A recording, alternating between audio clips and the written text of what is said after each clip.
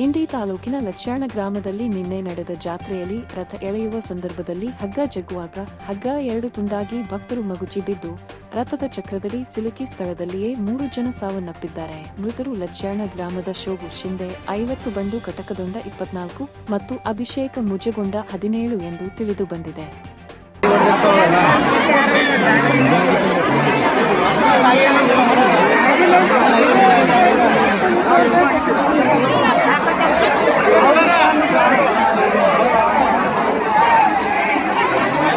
बच्चा